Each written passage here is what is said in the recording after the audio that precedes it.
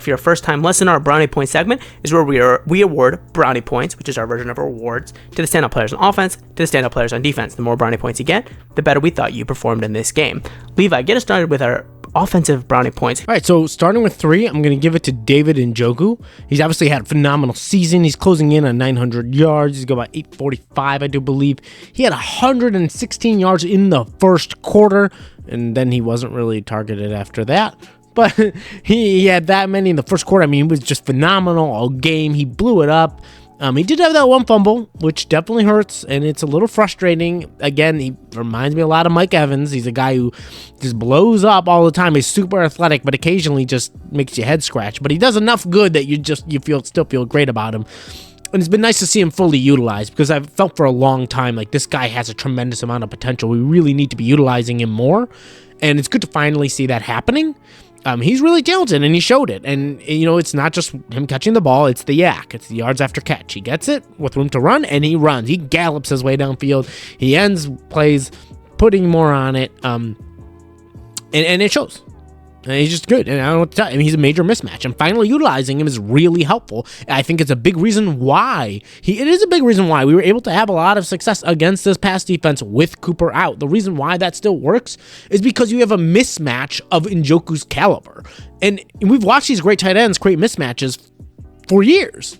And the Browns had this guy and didn't utilize him. Now creates a mismatch and makes the defense adjust, and then it creates all kinds of problems, because then they have to over-adjust, and then they're taking the safety out of it. Well, to take the safety out of it, you don't have the double coverage you need. You got Cooper burning you up.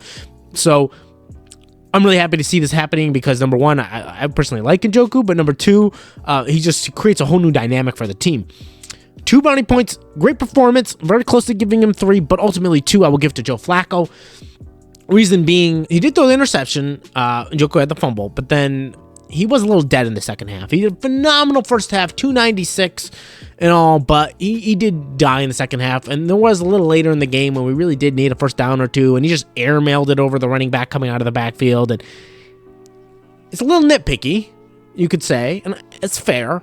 But overall, you got to give somebody 3 and somebody 2 in 2 great performances. And so I'm going to give Njoku 3 and 2 to Joe Flacco.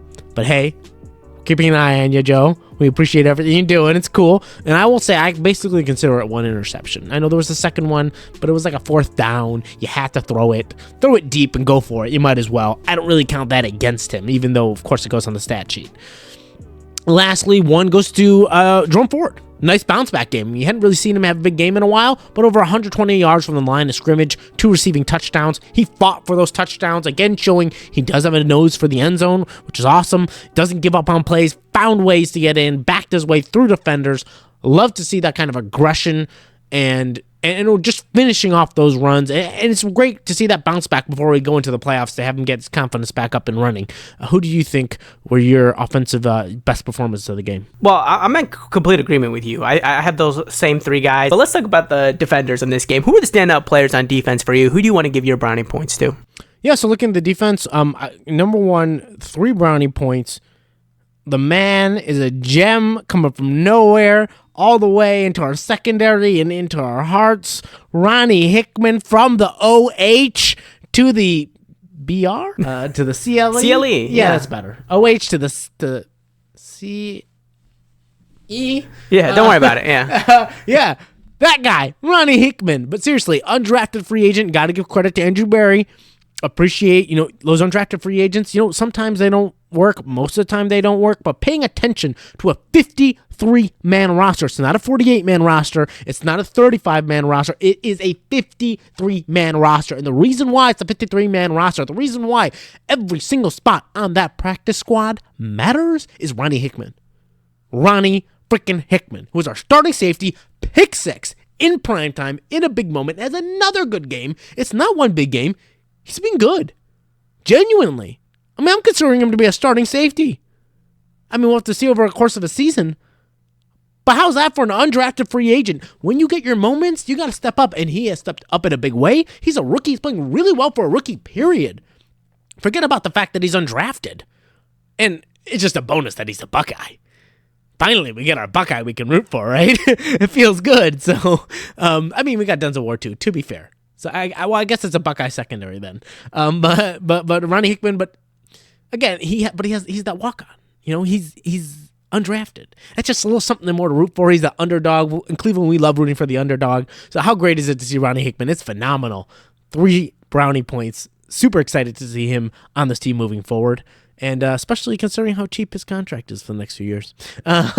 Moving on, 2 brownie points. JOK, continuing his resurgent season.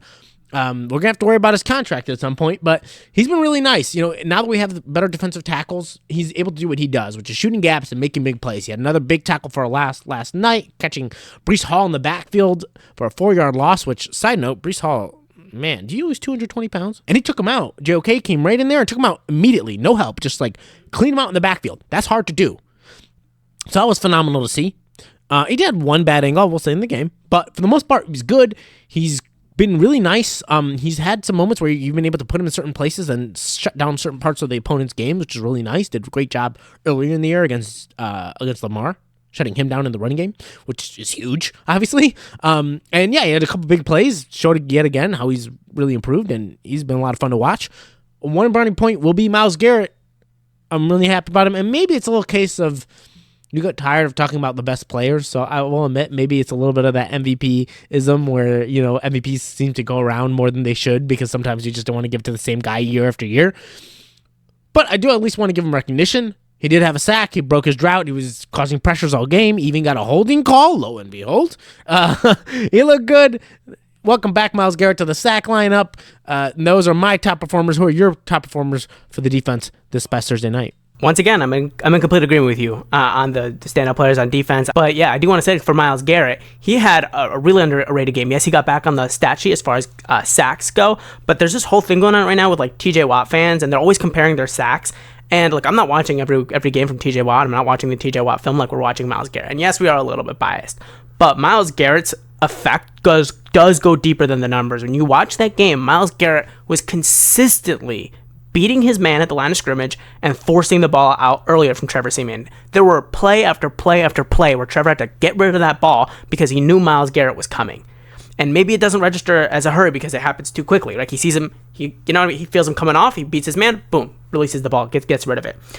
Some of them did register as QB hurries, but Myles Garrett is beating his man with such consistency at the line of scrimmage. It's incredible, and I do think he's showing that he maybe is actually the most dominant defensive lineman at the line of scrimmage, even better than TJ Watt, in my personal opinion. And